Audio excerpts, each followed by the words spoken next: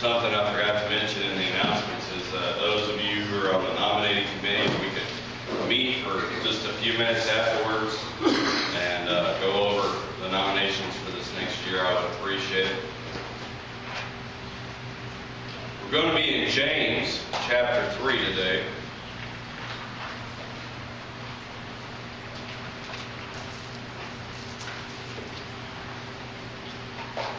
Easiest way I find to find James is find Hebrews, and he's right after. Much like coffee. Hebrews, yeah. Bad pun, sorry. Did I get an eye roll on this? In James 3, he talks about a couple different things. We're going to walk through it quickly. It's a short chapter.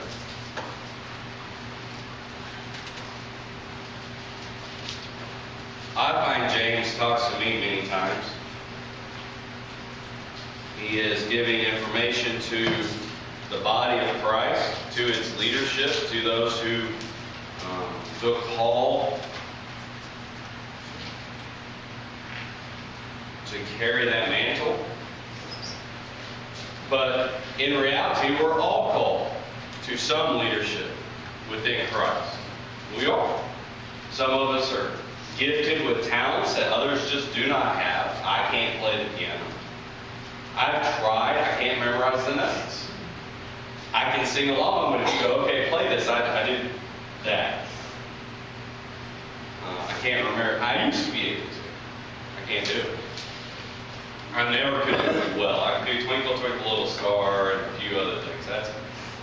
Some of us are gifted with the leadership of compassion. You're the first one that someone is ill or someone is sick, and you reach out and you give that compassion. Some are gifted with leadership of teaching, Sunday school, teaching children. That is a chore in and of itself. It is a job that no other can equal, is teaching children, either as a parent, as a grandparent, aunt, uncle, older siblings sometimes. In the church, there's a lot of different leaderships, and too many times we focus on, when it talks about the leadership of the church, that we focus on the pastor or the deacons. In reality, leadership is all about leading. And as Christians, we're all supposed to lead people to Christ. And so we're all gifted with some leadership abilities. And therefore, there's responsibilities. We're responsible for being Christians. We're responsible for showing the world who Christ is through our leading others. James specifically talks about teachers in this one. Then he moves into just how the tongue is dangerous.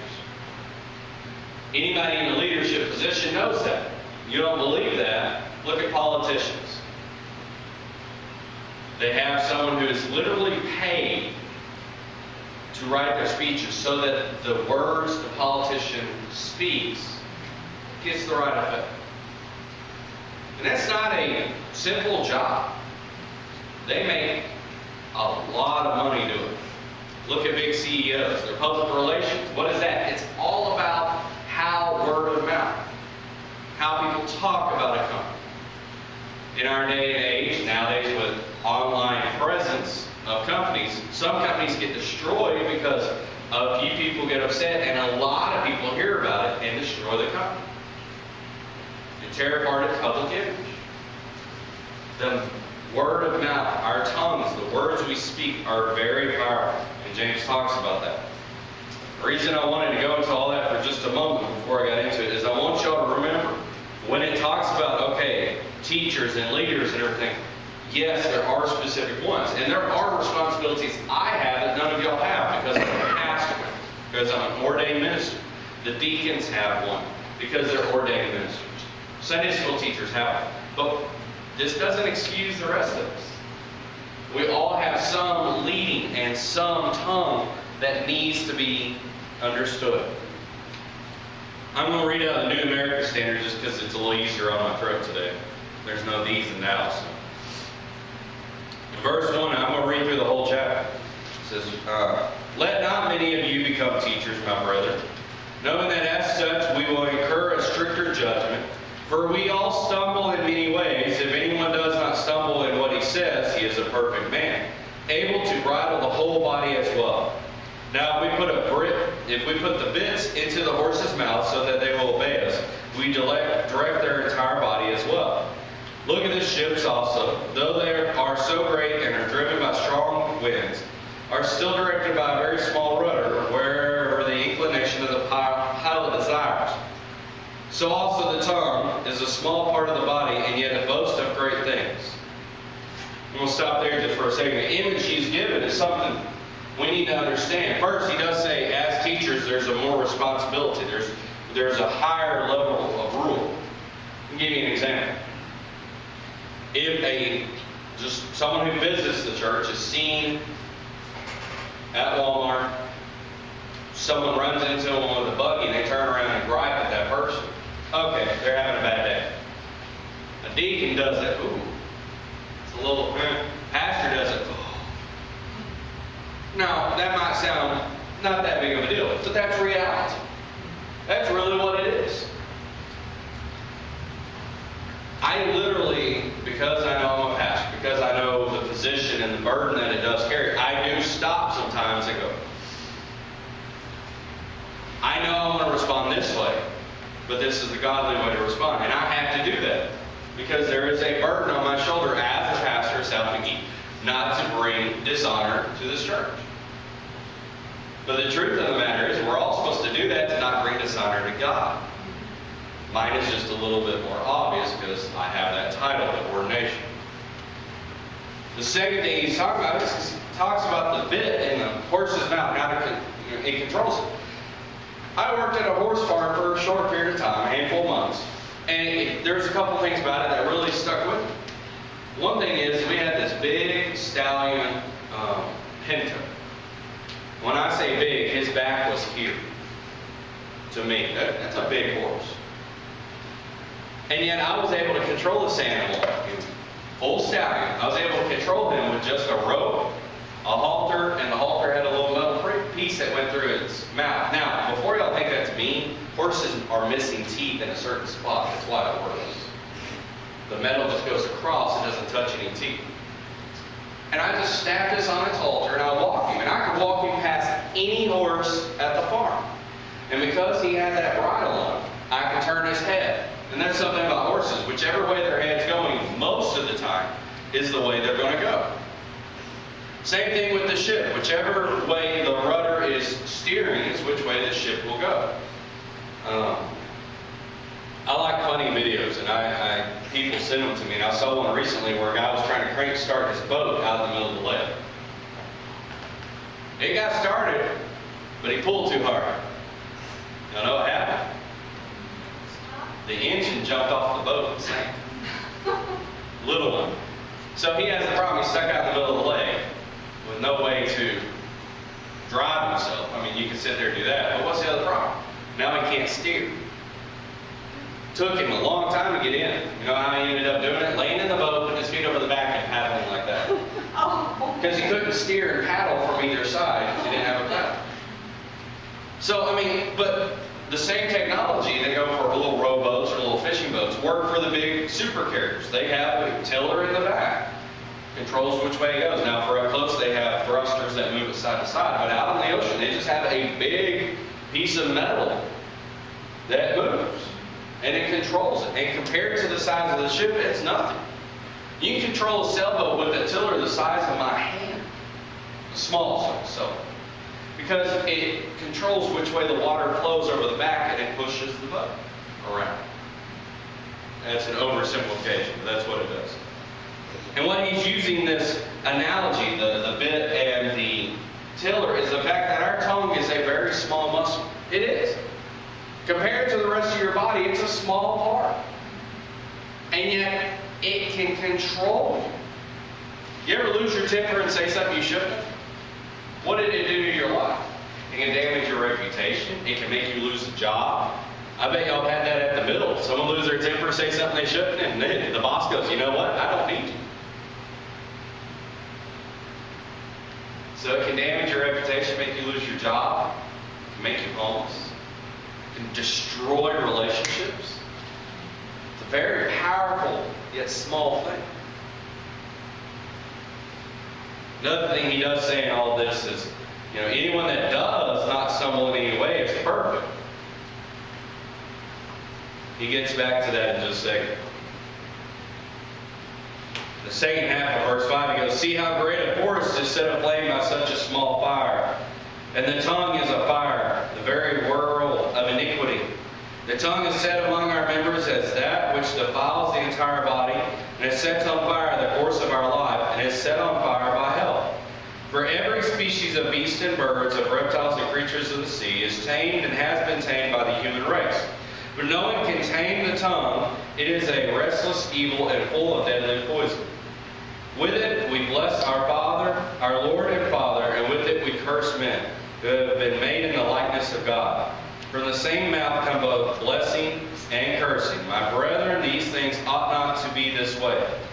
Does a fountain send out from the same opening both fresh and bitter water? Can a fig tree, my brethren, produce olives, or a vine produce figs? Nor can salt water produce fresh. James is letting us know something very important. We all say things we shouldn't. We all fail.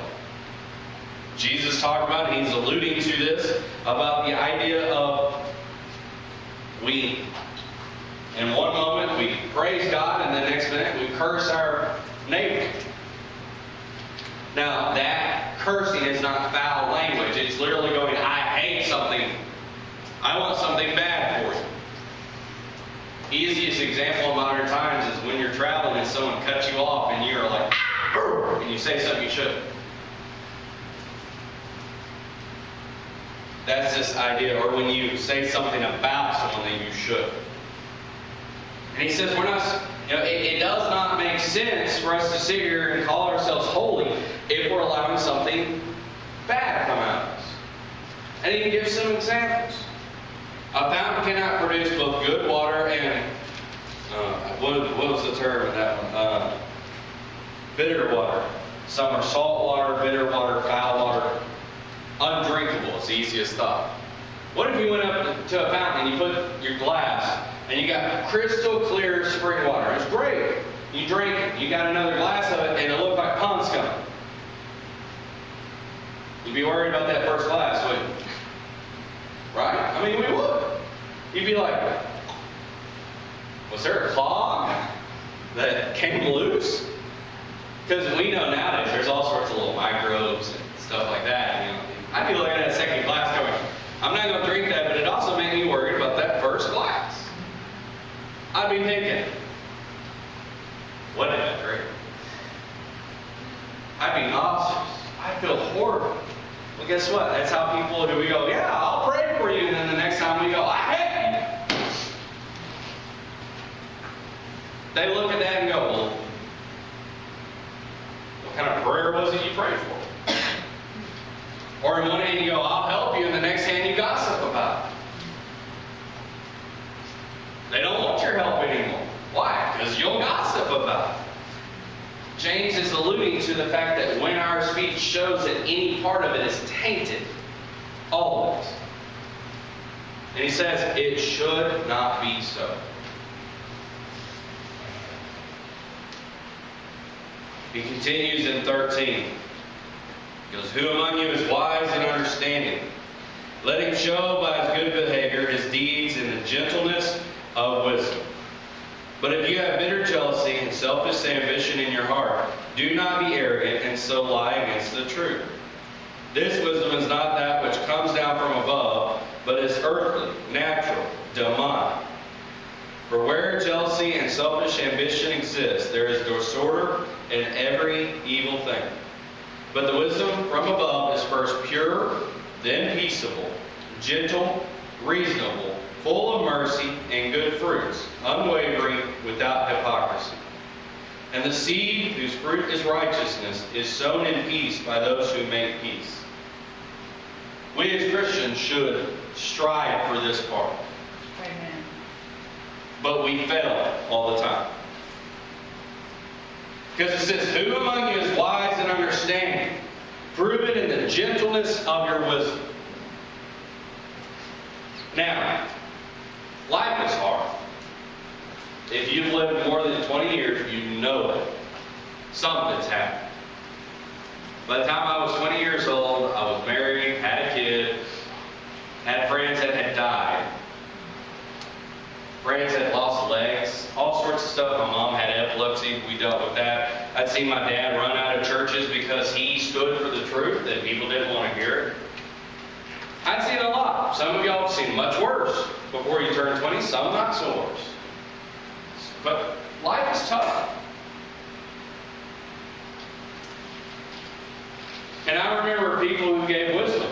And there's two really different ways of giving wisdom. One is, this is how you're supposed to do it.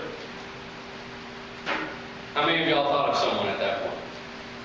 Yeah? Let's be honest. You know, I think of a couple of specific people. They were stating something. Yes, it was right, but it was not gentle. It was just, boom. What did they say? I'm just being honest. No, you're being rude. Be honest about it. When someone acts that way, they're being rude. There's a thing called tact. There's a thing called politeness. You can be honest, you can be loving, you can be wise with gentleness. The ones that also stand out is the ones that go, all right, let me explain to you why you're not supposed to do this. Let me lovingly bring you into the right. Not because I'm a child, but because they care enough about my feelings, my emotions, where I stand, to go, let me help you get it right. Because here's the problem. The first one is judgment. You're doing something wrong, we can tell you what you did wrong. We can tell you how to fix it. Now, if I nearly cut my leg off with a chainsaw, please do so. This is what you're doing wrong. Let me help you fix it. Because there's an immediate need to have that wisdom. But if there is, oh, you shouldn't have said it this way, or you shouldn't have said it that way, or you shouldn't have done this or that, and there's time to talk and be gentle, there is definitely a call here to do so. This is not just about me. This is us, everyone. Every Christian should have this gentle nature. We're not known for that, are we? You know what Baptists are known for? Three things really. Potlucks. Not dancing. Not as true as nowadays, but not dancing. And arguing. There's a joke. You get 5 Baptists together, you got 6 different opinions. Y'all ever heard that? Sound about right, though. Sometimes. I usually hear that from the Catholic people.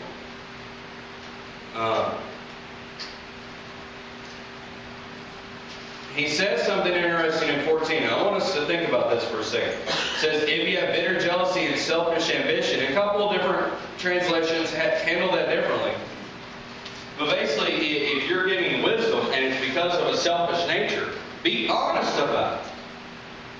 Be honest with yourself. Don't lie to yourself that you're giving wisdom to be wise. You're not giving wisdom to help someone. You're doing it because you're arrogant and you're lying. You are jealous and selfish. Now, I've dealt with a lot of people, and I will admit there have been times I gave people advice, bless you, because I wanted them to quit being a problem to me. Guess what? That's selfish. Now, was it good wisdom? Sometimes. Sometimes it wasn't. I'll be honest. But I did it because it was causing me a problem. That's where the selfish ambition. Bitter jealousy. Can't think of a great example off the top of my head. But it's one of those things. If we are not being gentle, then we have to stop and think, is it because we're being bitter and selfish? And if it is, if that is where our wisdom comes from that bad negative place in our hearts, then in 15 he makes clear that it's not godly wisdom. It's earthly, natural, demonic, unspiritual, that kind of stuff. horrible thing that Christians get to be known for.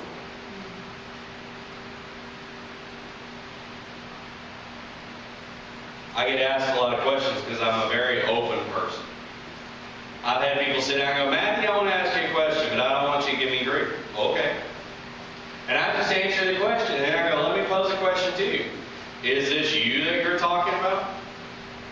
Yeah. Okay. If you need to talk to me some more, let me know. And they look shocked that I'm not going to sit there and go, well, you're going to hell. Because people have said that.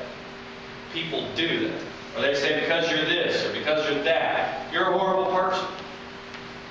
I hate to tell you this, but we're all horrible people in God's eyes, and then we're supposed to help each other. I mean, really, when you get down to it. If we have not repented of sin, if we have not come before Him and said, God, I am sorry for this, we are horrible people. How more so once we know about sin and we don't repent constantly. So how do we identify godly wisdom? He gives it to us in 17 and 18. It says, but the wisdom from above, from God, is first pure. First pure. I like Mountain Valley water. Y'all ever drink Mountain Valley water? It's in a green bottle. You can get it in a glass bottle. So much better. You can get it from the fountain in Hot Springs.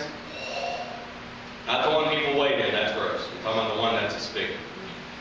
All they do to that is have a trash filter, basically. It catches anything that comes through, anything, microbes, that kind of stuff. That's it. And it comes out pure, and you hold it up, and it's just beautiful.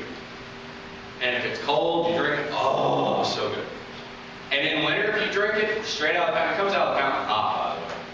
You drink it from the fountain in winter, it's better than hot chocolate, to me. I know I'm crazy, but it's good. But it's pure. This idea of wisdom being pure, we've got to stop and think about it.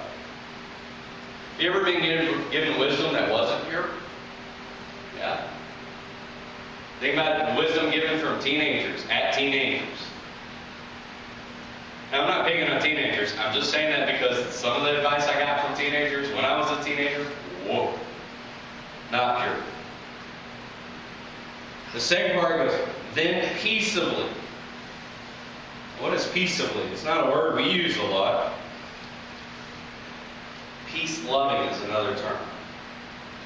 It tries to settle things. It tries to fix. It tries to heal. It's hard to have peace when you have fights and rows and you get mad and angry. If your wisdom gets someone mad, then you're probably not being peaceable. It's just part of it. Now, someone might not like your wisdom, but if it makes them mad, it just makes them upset because of how or why. It's not peaceful. I'm as guilty of that as others. There have been times I know something's going to make someone mad, and sometimes I'm just too tired or too mad myself or frustrated that I don't, and it's not I can't, it's I don't take that moment to breathe and give the wisdom peaceable.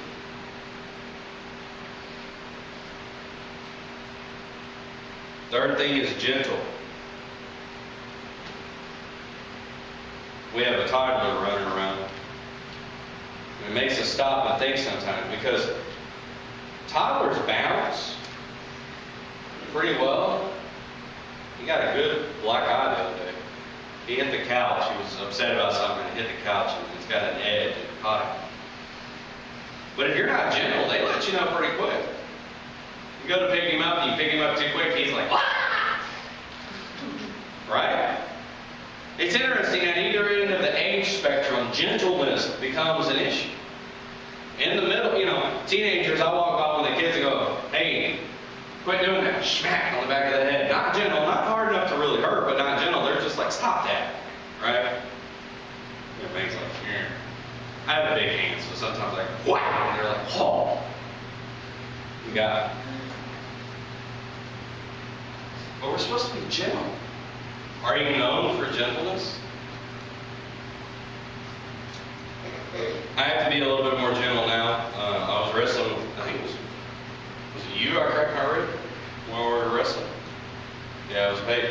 wrestling on the floor one day, and something. I don't remember what it was. We were horseplaying or something. Yeah, I was doing something. We were horseplaying a little bit, not being gentle enough, and I felt a crack. Now that was this. And I felt, okay, too old. Can't do that. Can't do that. And I learned I need to be a little bit more gentle with myself. I like the next one. I like all of them. It says reasonable. The different translations handle it differently, but I think we all understand reasonable. It needs to be reasonable. I see a lot of financial advice from people in their 20s, from people in their 60s and 70s, and the problem is the economy is totally different than when they were in their 20s. The same things that work for them will not work now. I've got a friend that is a doctor, a double doctor of finance. He has 2 different finance degrees, so he is like the expert. And he has flat out said, you can't do the same thing. You can't get it, just a job, an entry-level job, be able to support your family. You just can't. 40 years ago, you could. You could work hard and make it, get a house and all this stuff. Now you can't. There is not a single state where you can get a 40-hour-a-week minimum wage job and have an apartment by yourself. Stop and think about that. So it has to be reasonable. So some of this advice is not reasonable. They're like, oh, just save money. You can't save money when all you can do is survive. As far as reasonable wisdom, it needs to be reasonable to what we are able to do. Full of mercy. The word for mercy there is an interesting one because it's translated as mercy at times and love at times. Always think of it as how a parent, whenever their child is misbehaving and you don't whoop them in public. Give them a little mercy because you love them. You don't want to embarrass them. You don't want to shame them in public because you love them. That's that kind of mercy. Now, you might get them later. That's not mercy at that point. Or when your kid breaks your favorite whatever and you don't go off and you just go, okay, I'll take care of it. Mercy is giving someone leeway there because you love them. It says mercy and good fruits. So along with this mercy, you have good fruits coming out. Things, we think about the spiritual gifts. Part of it. We see people with wisdom who have these spiritual gifts coming out. Unwavering. You ever hear someone give advice here and then they gave a totally different advice to the same basic problem as someone else over here? Same, different advice to the same kind of situation. The advice keeps changing. Now that happens with age. As you go through stuff, your advice will change. How you deal with some things will change. But there should be some consistency in their beliefs. Should be some consistency in how they behave. Should not be. This idea for wavering is an interesting one because it's not just up and down, it's everywhere. It's changing, moves constantly. And then without hypocrisy. Hypocrisy is two-faced. That's all there is to it. You say one thing and do another. It's one of the biggest things that Jesus beat the Pharisees about. They'd sit there and go, you have to pay the tithe on this, but I'm going to have to glorify God here. I'm going to give to God all this stuff, but I'm going to go and treat people horribly. That's hypocrisy. And the modern church is guilty of it. So that's what wisdom should be. 18 it says, and the seed whose fruit is righteousness is sown in peace by those who make peace. That phrase, that sentence sums up the rest of the chapter. If you're in leadership or leading, and you are holding yourself responsible, if you're controlling your tongue, if you're wise and given wisdom in these ways, guess what? You're what's called a peacemaker. I've had some of those in my life. And it's a little scary at times because you see what is capable by humans. You see someone who can walk into a prison cell with a mass murderer and talk to them and bring them to God. Stop thinking about that. You can walk into a country where you know you might die, and you're okay because someone might get saved. Not through you, but because you brought the gospel and God does all the work.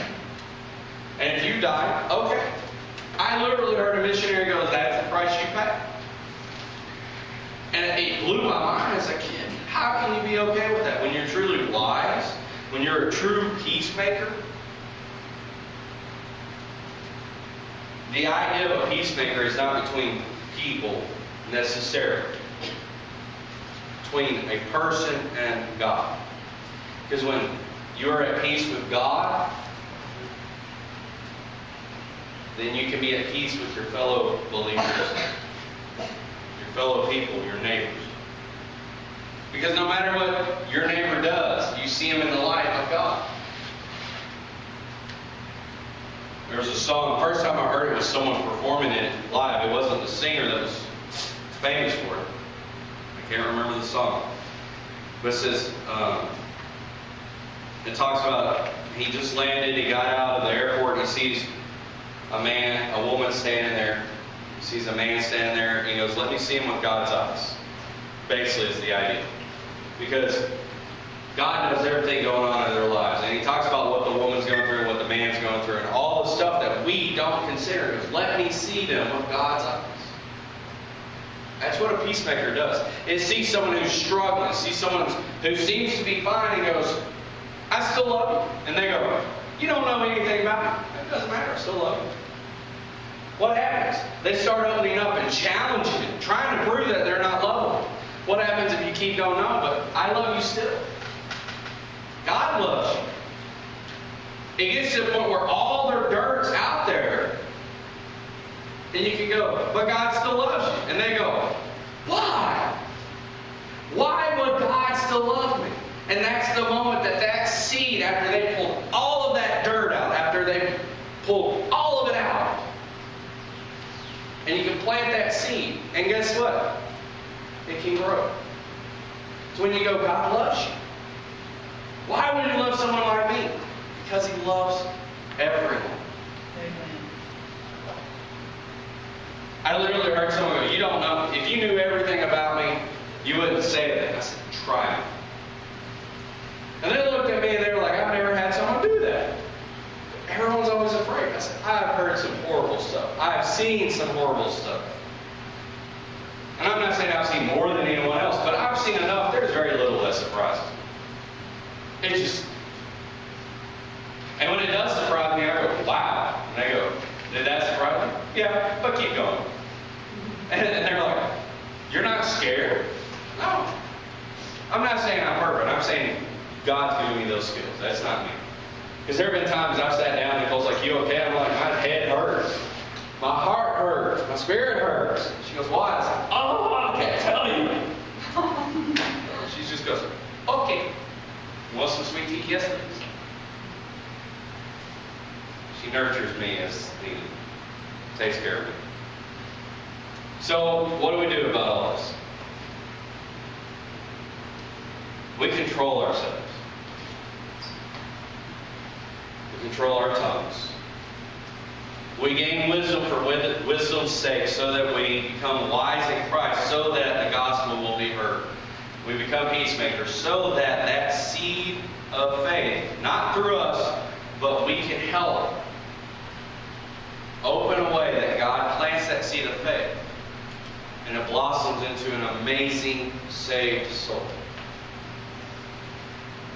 So let me ask you. I want y'all to think about the last week, last month. You take a time. Did you say something to someone? Gave them wisdom? Said something in anger, frustration, whatever, that you now regret? Maybe you handled a situation with no gentleness. Most of us parents kind of go, Kids bring out the worst in us sometimes, right? For our patience. You know why, don't you? Because they're our responsibility. We can't get them with nobody else. Yeah, well, they pointed out we're half of you, so it's like dealing with many me's. Yeah. So what do we do about it? If you thought of someone specifically that you've wronged, that you've hurt, that you've caused problems with, I'll tell you something you don't want to hear. You need to go to them and say, I'm sorry. You need to go to them and love them. Then the next part is kind of like whenever you walk in a gym and the personal trainer goes, all right, let's do 20 reps. And you just go, oh, it's going to hurt. He's not doing it because he wants to. Nicole's been doing physical therapy. The physical therapist doesn't want to hurt Nicole. She wants Nicole to heal. Healing hurts. I've had broken bones. I've had concussions. I've been hurt. I've had one surgery. Nicole's got me beat. But I've witnessed her healing from surgeries, and you know what? Healing hurts. Many times worse than the initial injury. I'll tell you this. When I broke my hand, it was a green fracture, so the bone compressed and broke. It hurt. It hurt loud. It hurt bad enough. I screamed loud enough to wake up 3 floors of a hotel and to pass out. And I was 7. 8. Well, you know what hurt worse? It was about 2 weeks later whenever it was healing.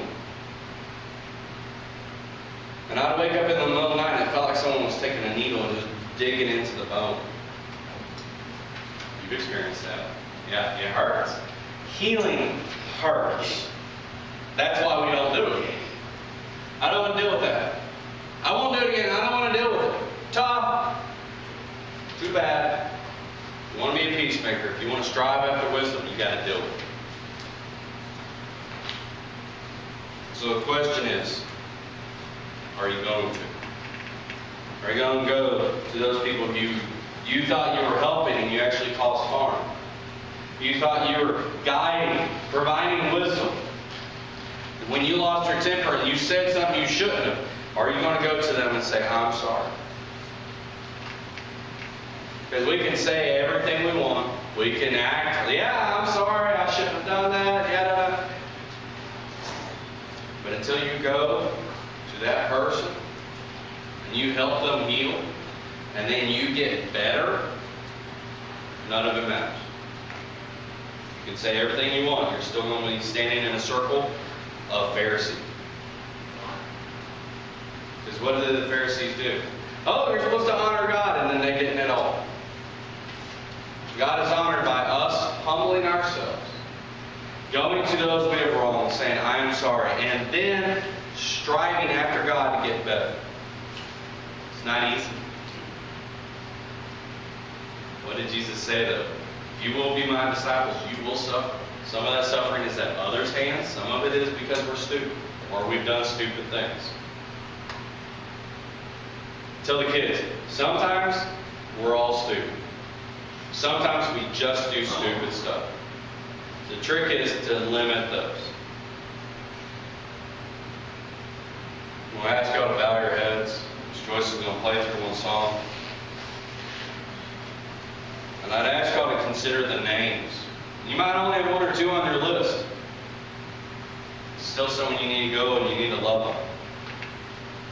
As Christians, as God's followers.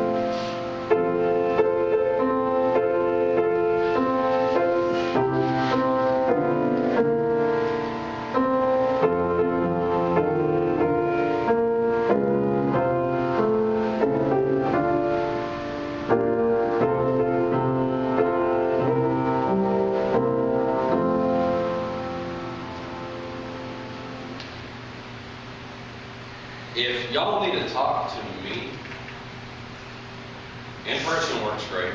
I like talking to people. But phone, Facebook, email, and I say carrier pigeon to be funny, but honestly, if a pigeon shows up at the house and it sits there and lets me take a scroll off, one, I'll be very impressed. And two, y'all will not believe the amount of giddiness it would cause me that someone sent me a carrier pigeon. Okay, it's weird. I don't know. I'll be tickled. That will be a picture. That will be a memory that sticks in the rest of my life. But there's no excuse not to holler.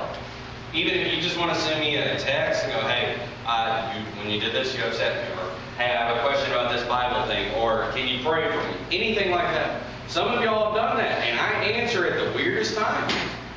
Sometimes I don't see it for hours. Sometimes I answer at 2 o'clock in the morning. I got one night that was at 4 o'clock. I woke up and they were asking for prayers. I said, I definitely will pray for you. Stopped and prayed right then. Took a few minutes to settle back down and went back to sleep. That's why I have that phone.